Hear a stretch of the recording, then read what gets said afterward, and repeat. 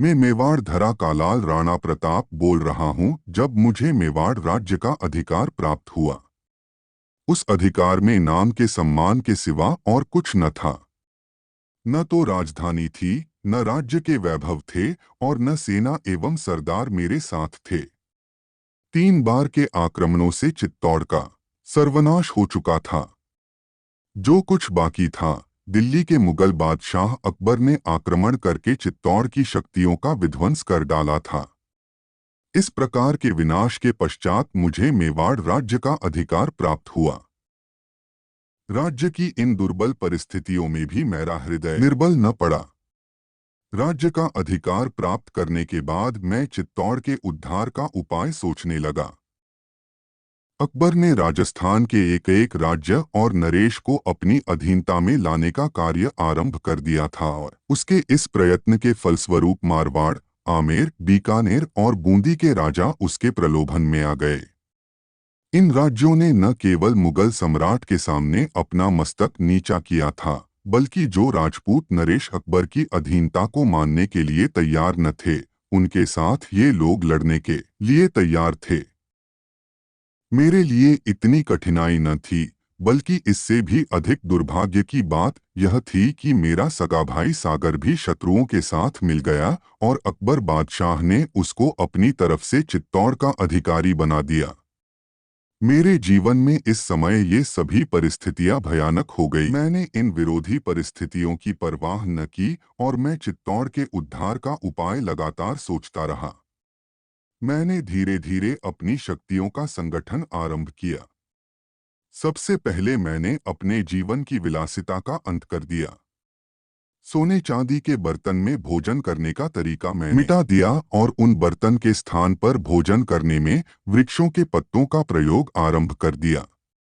सोने के समय कोमल शैया के स्थान पर मैंने कठोर भूमि का प्रयोग किया। विलासिता का यह परित्याग मैंने न केवल अपने जीवन में किया, बल्कि मैंने परिवार और वंश वालों के लिए भी इस प्रकार कुछ कठोर नियम बना दिए और आदेश दिया कि जब तक हम लोग चित्तौड़ को स्वतंत्र न करा लेंगे, सिसोदिया वंश का कोई भी व्यक्ति स्त्री अथवा पुरुष सुख और विलासिता के जीवन से कोई संबंध न रखेगा।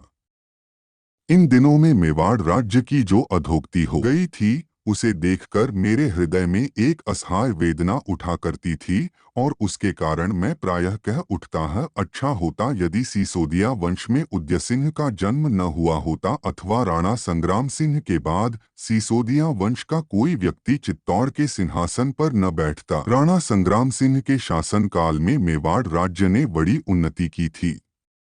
आमेर और मारवाड़ के राज्य मेवाड़ राज्य में शामिल हो गए थे और इन दोनों राज्यों के राजा उस समय इतने शक्तिशाली थे कि मारवाड़ के राजा ने दिल्ली के बादशाह के विरुद्ध युद्ध की तैयारी की थी। चंबल नदी के किनारे पर बसे हुए बहुत से छोटे छोटे राज्यों ने अपनी शक्तियां बना ली थीं। इन सब उन्नतियों का कारण मेवाड़ राज्य पर राणा संग्राम सिंह का शासन था। उसने अपने साथ साथ सभी राजपूत राजाओं और सामंतों को उन्नति करने का अवसर दिया था। संपूर्ण भारतवर्ष में राणा संग्राम सिंह ने सम्मान प्राप्त किया था। यदि बादशाह बाबर के साथ युद्ध करने के पश्चात उसकी आकस्मिक मृत्यु न हुई होती तो उसके बाद इस देश की राजनीतिक परिस्थितियां कदाचित इतनी पतित न होती जितनी की हुई। राणा संग्राम सिंह के बाद कोई योग्य शासक चित्तौड़ के सिंहासन पर न बैठा। राणा उदयसिंह ने अपने शासनकाल में मेवाड़ की बची हुई राजपूत मर्यादा का अंत कर दिया। मेवाड़ राज्य के सामंतों को मैंने नई नई जागीरें दी और अकबर के साथ युद्ध करने के लिए मैंने कमलमीर को केंद्र बनाया। इन्हीं दिनों में मैंने कमलमीर, गोगुंदा और पहाड़ी दुर्गों की मरम्मत कराई। राजपूतों की उसने भर्ती आरंभ की और बड़ी तेजी के साथ मैंने अपनी शक्तियों का संगठन आरंभ किया। सबसे बड़े दुर्भाग्य की बात यह थी कि अकबर के साथ युद्ध करके मेवाड़ राज्य के सभी शक्तिशाली सामंत और सरदार मारे जा चुके थे और उसके बाद राज्य की परिस्थितियां बहुत दुर्बल अवस्था में चल रही थीं, परंतु मैंने इन परिस्थितियों की परवाह न की और अपने सरदारों के साथ बैठकर चित्तौड़ को स्वाधीन बनाने की प्रतिज्ञा की।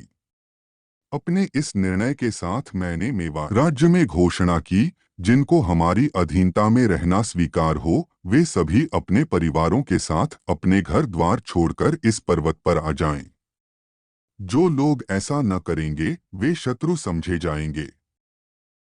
इस घोषणा के होते ही मेवाड़ राज्य की प्रजा अपने अपने स्थानों को छोड़कर परिवारों के साथ मेवाड़ के पर्वत की तरफ रवाना हुई और थोड़े ही दिनों में संपूर्ण मेवाड़ राज्य सुनसान दिखाई देने लगा।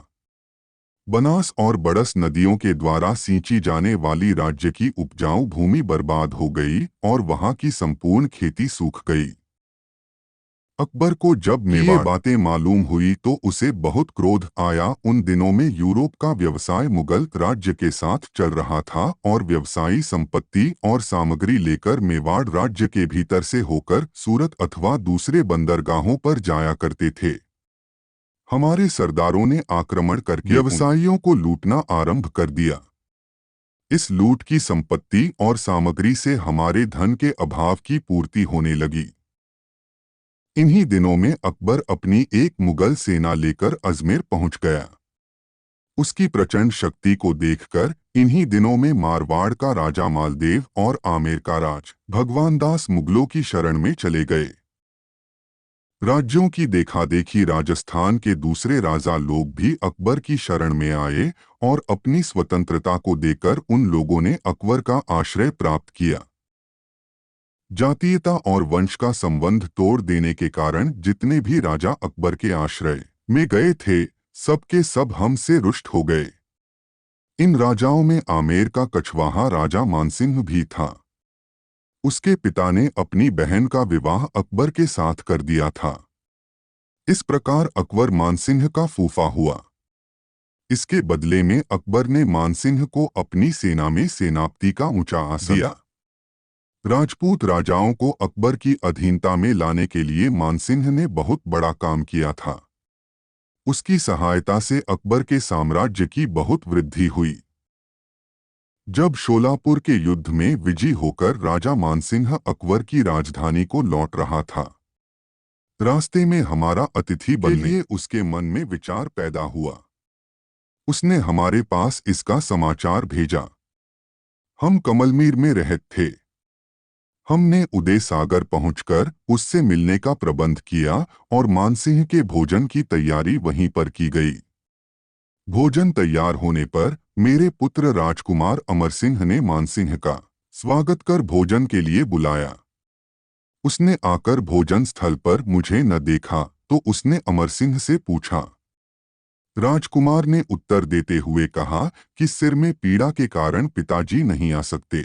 उसने भोजन नहीं किया, भोजन के स्थान से उठ गया। अगर मैंने आपसे इस अपमान का बदला रणक्षेत्र में न लिया तो मेरा नाम मानसिंह नहीं है। उसकी इस बात का उत्तर देते हुए मैंने कहा, मैं हर्ष के साथ उसके लिए तैयार हूँ। जिस समय इस प्रकार की बातें मेरे मानसिंह की हो रही थीं, उस समय उस स्थान पर खड़े किसी राजपूत सरदार ने कुछ असम्मानपूर्ण शब्दों में मानसिंह से कहा। उस समय अपने फूफा अकबर को भी साथ में लेते आना, उसे लाना भूल न जाना। अत्यंत अपमान के साथ मानसिंह ने इन अंतिम शब्दों को सुना और अपने घोड़े पर बैठकर वह तेजी के साथ चला गया। जो स्थान मानसिंह के भोजन के लिए तैयार किया गया था, उसके चले जाने के बाद उसे खोद डाला गया और उस पर गंगाजल छिड़क दिया गया। जो पात्र मानसिंह को खाने और पीने के लिए दिए गए थे, उनको अपवित्र समझकर नष्ट कर दिया गया। जिन लोगों ने मानसिंह को अपनी आंखों से देखा था, उन्होंने उसके जाने के बाद स्नान किया और अपने वस्त्रों को धोकर दूसरे कपड़े पहने। मानसिंह ने राजधानी में पहुंचकर अकबर से हमारे संबंध की सभी बातें कहीं।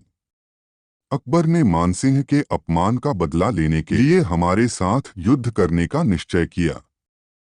हमें मानसिंह के जाते ही यह मालूम हो गया कि अब मुगल फौज के आक्रमण में देर नहीं हो सकती। इसलिए अपने सरदारों को बुलाकर कमलमौर में हमने परामर्श किया और सम्राट अकबर की सेना के साथ युद्ध करने के लिए हमने 22,000 राजपूतों को तैयार किया। इन दिनों में पहाड़ पर रहने वाले बहुत से लड़ाकू भी हमारे साथी बन गए थे, इसलिए वे सब के सब इस समय युद्ध के लिए तैयार हो गए। अपनी इस सेना को लेकर मैं अरावली पर्वत के सबसे बड़े मार्ग पर पहुंच गया। यह पहाड़ी स्थान घने जंगलों से घिरा हुआ था। उस विस्तृत स्थान पर कुछ छोटे छोटे नाले व नदियां बह रही थीं। उदयपुर से उस स्थान के लिए जाने वाला मार्ग बहुत तंग, कठोर और भयानक था। मार्ग की चौड़ाई बहुत कम थी और उस स्थान से बहुत से आदमियों का एक साथ निकलना बहुत मुश्किल था। वहां पर खड़े होकर देखने से पहाड़ी वृक्षों और जंगलों के सिवा कुछ दिखाई न देता था। इसी स्थान का नाम हल्दी घाटी है। उस हल्दी घाटी के ऊंचे शिखरों पर खड़े होकर हमारे समस्त राजपूत और भी युद्ध के लिए तैयार हो गए। ऊंचे शिखरों पर एक और भील थे और दूसरी राजपूत। उन सब के हाथों में धनुष बाण थे। हल्दी घाटी के उस भयंकर पहाड़ी स्थान पर खड़े होकर अपने शूरवीर सरदारों के साथ हम शत्रुओं के आने का रास्ता देखने लगे। संवत 1632 सन 1576 ईस्वी के जुलाई महीने में सेनाओं का सामना हुआ और भीषण रूप से युद्ध आरंभ हो गया। दोनों तरफ के सैनिकों और सरदारों ने जिस प्रकार की मार शुरू की, उससे दोनों ही तरफ के शूरवीर योद्धा घायल होकर जमीन पर गिरने लगे। बहुत समय तक भीषण मारकाट के बाद भी किसी प्रकार की निर्बलता किसी तरफ न आई। अपने राजपूतों और भीलों के साथ मारकाट करता हुआ मैं आगे बढ़ने लगा, लेकिन मुगलों की विशाल सेना को पीछे हटाना और आगे बढ़ना अत्यंत कठिन हो रहा था। बाणों की वर्षा समाप्त हो चुकी थी और दोनों ओर के सैनिक एक दूसरे के समीप पहुंचकर तलवारों और भालों की भयानक मार कर रहे थे। हल्दी घाटी के पहाड़ी मैदान में मारकाट करते हुए सैनिक कट कट कर पृथ्वी पर गिर रहे थे। मुगलों का बढ़ता हुआ जोर देखकर मैं अपने घोड़े पर प्रचंड गति के साथ शत्रु सेना के भीतर पहुंच गया और वहां मानसिंह को खोजने लगा। इसी समय हाथी पर बैठा हुआ अकबर का लड़का सलीम सामने दिखाई पड़ा। मैंने